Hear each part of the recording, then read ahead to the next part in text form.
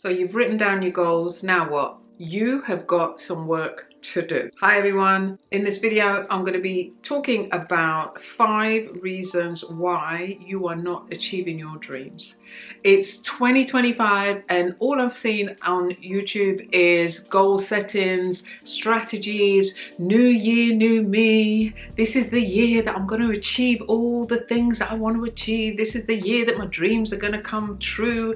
Everything is going to be different. Life is going to change. My whole world is going to look different in 12 months time. Did you say that? Come on, be honest. Did you say that? Because I know I have said that. I have said that a million times before. I am no different to you.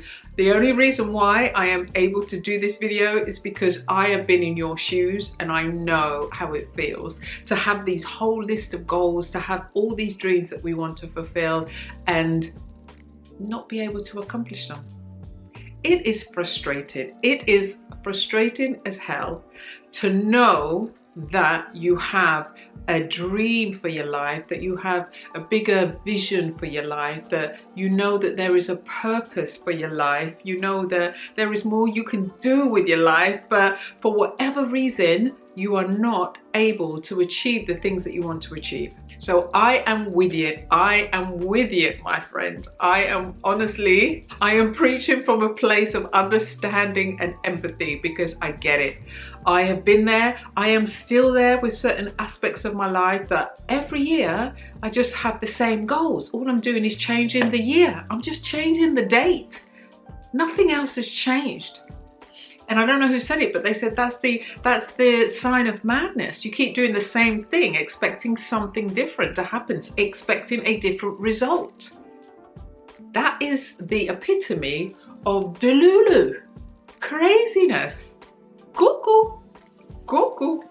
So, in today's video, I want to touch on 5 reasons why you're not achieving your dreams and what you need to do to change it so that 2025 is the year where you may not see all your dreams happen in this year, because I'm a great believer in there's a time and a season for everything. Everything will happen in its time when all the other pieces of the puzzle are put in place. So you may do your part, which is the only part that you can control. You can only control your side of it, your part, your actions, your mindset, your using your skill set and doing the things that you can do.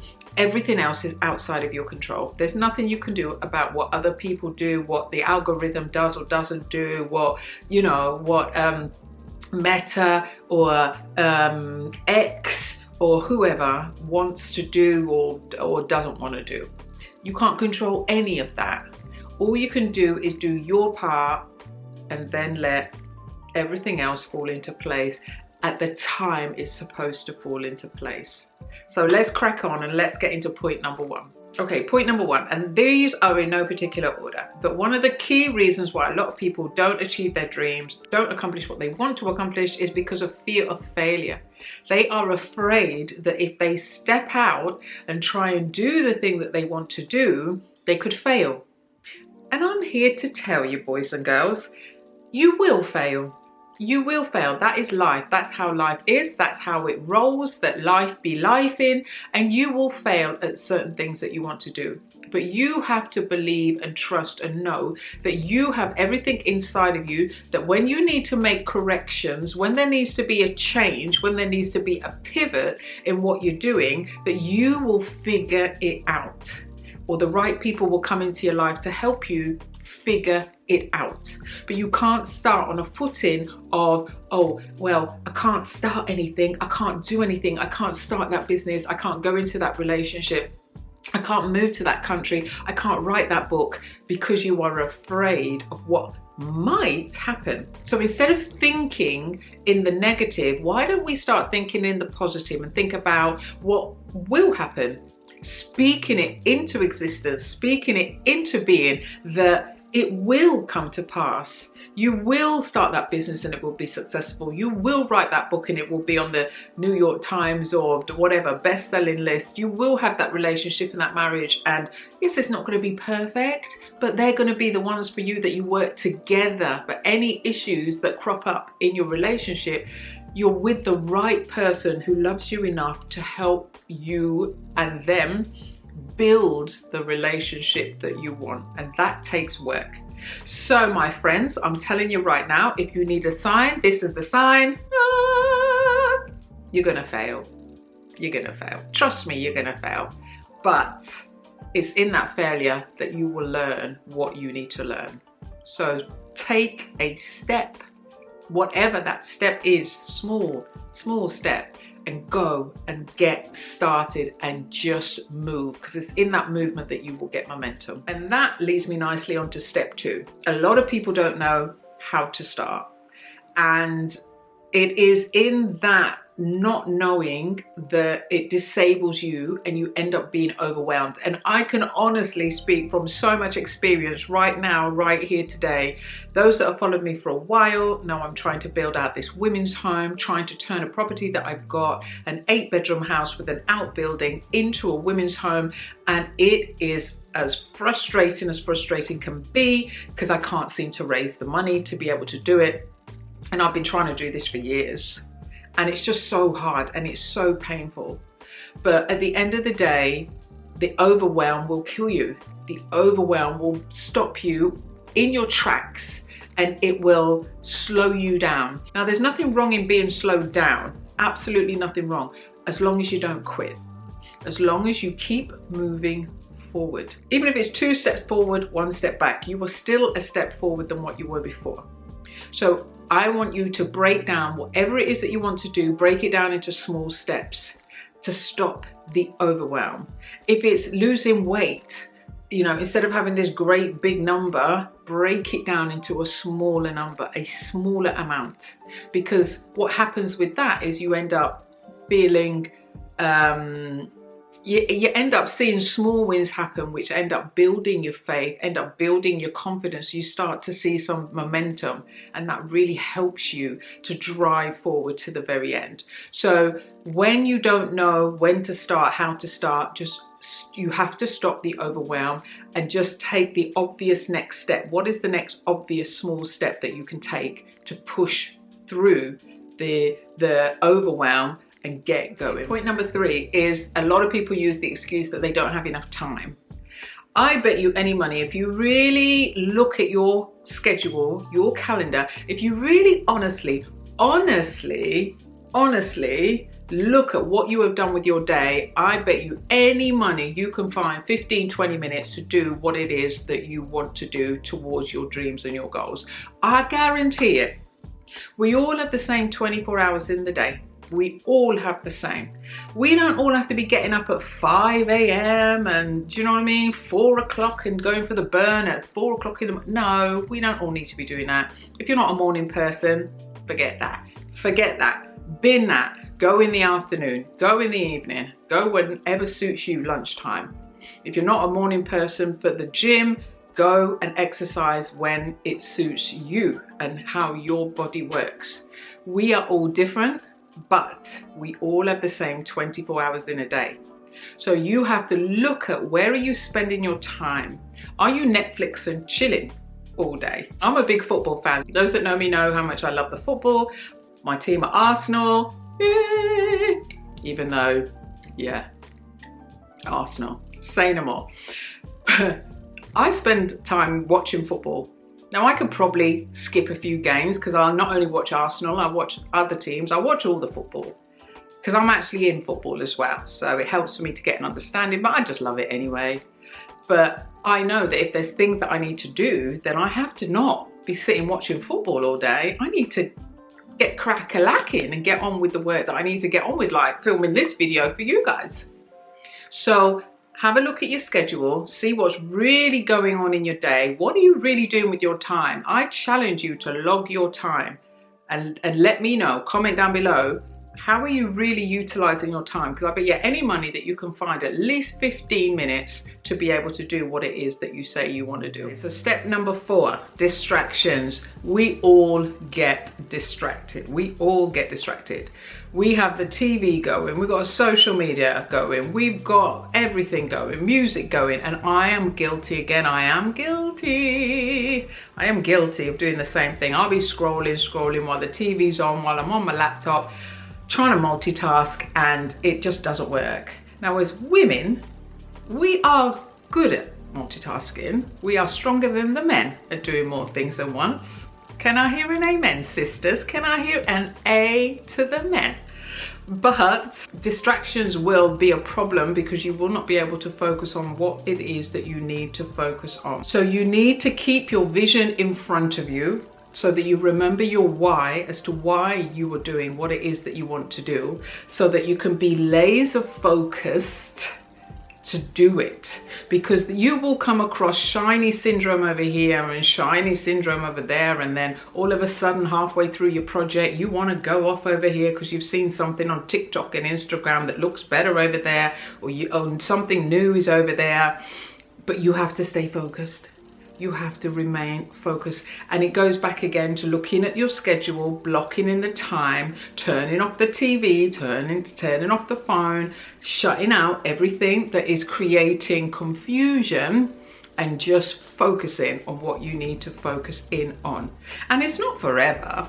Come on now. It's only for a time and for a season that we have to do this for. Because eventually we'll reap the benefits and the harvest of all the fruits of our labors. Oh Lord Jesus, I cannot wait till that day. But right now, we said that we want to achieve these things in 2025. So people, we have to focus. Look into my eyes, focus. And the final point number 5, just off the back of that, is focusing on the end result. So I spoke just now about the why, and really remembering why you want to do something, because we are very much focused on the here and the now and the quick and the fast and the microwavable and everything short. But you have to keep in mind, you have to lock in that end goal, that end result. And one of the ways to do that is, how will it make you feel once you reach that point? So it's actually the feeling that you want to think about. How will you feel when you have lost the weight? What does it give you? Why do you want to lose the weight? Generally, it's the confidence. You know, you feel better, you feel more yourself, you feel that you look good, you walk different, you walk with a certain air, a certain confidence because of how you look. Not because of what somebody said, it's because how you feel about you.